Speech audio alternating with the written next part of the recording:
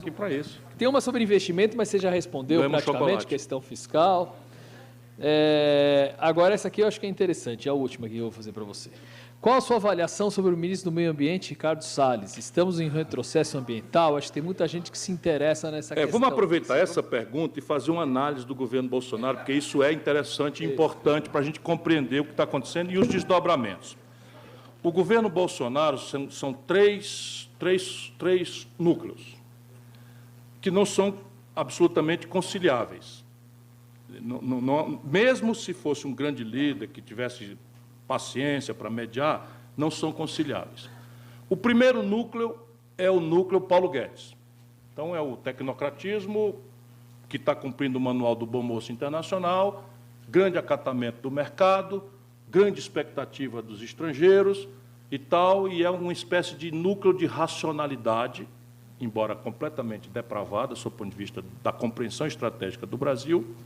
Esse é um ponto grave do governo. Congelar diesel, recuar da Previdência nesse, naquele outro fator, não sei o que e tal, isso tudo vai construindo uma probabilidade do Paulo Guedes não se demorar muito.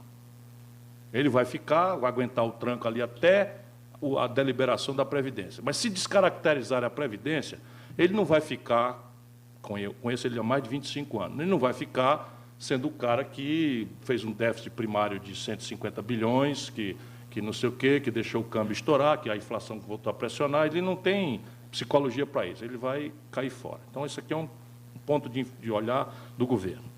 O outro lado, o outro pedaço do governo, eu acabei de dizer, vou dizer de novo, são 8 generais ministros. O Geisel, o Figueiredo e o Médici, eu sou curioso, fui atrás, não tiveram nenhum deles tantos ministros generais quanto o Bolsonaro tem.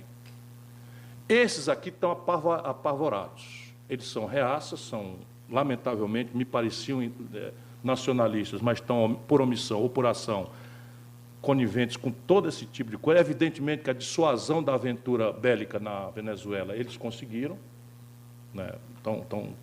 Enfim, é um núcleo de racionalidade e estão muito preocupados com esse negócio, mas são todos ambiciosos a partir do Mourão e tal. Então, a dinâmica aqui é de buscar, para superar o Bolsonaro, uma tutela, com ele ou sem ele. Então, se ele não der no couro renunciar, é o Mourão, pelo menos general com general, a continência não é tão humilhante, né? O outro é capitão, e foi expulso do Exército por sedição dentro do Exército. E o terceiro é o setor Praça da Alegria. Tá vendo? Vocês já riram. Então, é o seguinte, é Damares, esse cara do Ministério das Relações Exteriores do Brasil, esse cara, para comer merda, não falta 2 dedos. E rasgar dinheiro falta 3. Deixa eu explicar para vocês, porque às vezes as pessoas não entendem as expressões cearenses. É porque lá no Ceará, o critério de julgar se alguém é louco ou não é se ele rasga dinheiro e come merda. Se não rasgar dinheiro e comer merda, não é doido. Está se fazendo. Então, esse daí, falta 2 dedinhos para comer merda e 3 dedos para rasgar dinheiro. É um alucinado, completo. Esse não pode continuar. Isso aqui é a 8ª economia industrial do mundo.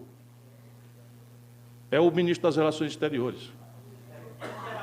Este é eu não quero saber o nome, porque ele vai ser o fato também, vai ser o breve, né? Vai ser breve. E responde a este gozador, que eu conheço há muitos anos, é um gozador, professor Olavo de Carvalho, vou chamar de professor, né? Que abandonou por tédio o estudo ao 3º ano primário. Nenhum problema, provavelmente Aristóteles não fez a universidade. É nessa companhia que ele gosta de ser posto, então não faz mal nenhum eu colocar, mas... É um pensador, pensa que é filósofo, pensa... Mas repare, vamos lá. E nessa categoria está o ministro do Meio Ambiente. O Bolsonaro considera que a política de meio ambiente, e nisso ele é ajudado por uma fração muito boa da opinião brasileira, que, descuidada da grande questão de projeto nacional, transformou a questão ambiental numa questão identitária, como se isso fosse possível. Nós temos que introduzir a questão ambiental como premissa que perpassa toda a nossa compreensão de desenvolvimento. Senão nós caímos nessa coisa que deu no Bolsonaro. Vocês não têm ideia, o Bolsonaro tirou 80% do Acre, tirou 80% de Roraima. Tirou por quê? Porque você chega lá e esculhambar o IBAMA, esculhambar o Ministério do Meio Ambiente, é música.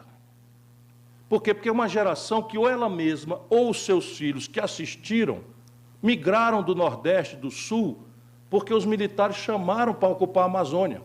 E sabe qual era a condição sine qua para a titulação da terra há 40 anos atrás, portanto, numa geração? Desmatar. Então, você quer o título da terra? Me traga aqui a fotografia que você desmatou. Aí o cara, de repente, agora é um criminoso.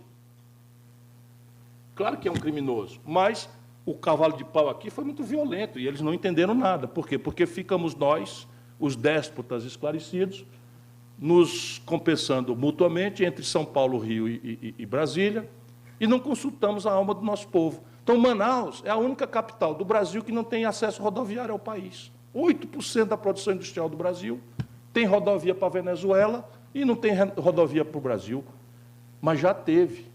A BR-319 já existiu, já foi asfaltada, e, de repente, alguém em Brasília entendeu que aquilo é uma aberração ambiental e deixou sem manutenção e destruiu a coisa.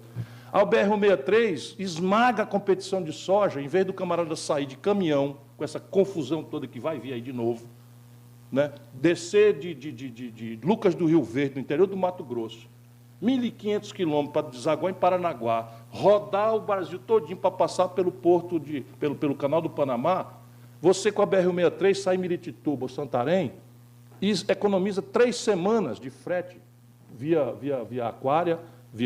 aquaviária e mar. Então, essas coisas a gente precisa colocar como elemento central. Esse cara está lá porque o Bolsonaro foi pressionado para não extinguir o Ministério. Aí ele, ruinzinho que é, disse assim, tá bom, então eu vou trazer um vagabundo, um canalha, e vou botar aqui com a tarefa de destruir. É um vagabundo e um canalha agora por outras razões.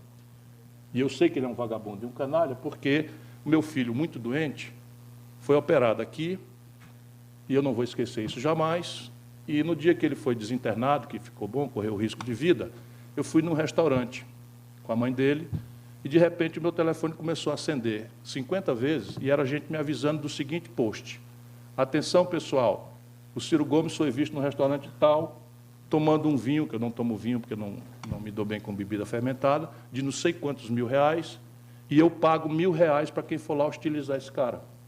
Ponto. Cuidado, porque ele é esquentadinho. De fato, eu esperei, os caras não chegaram, chegou nenhum, pessoa esquentadaço.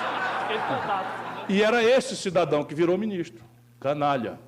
E também não demora, canalha. Em que processo, rapaz? Processo, você puxa para lá. Pronto, acabou? Muito obrigado a todos.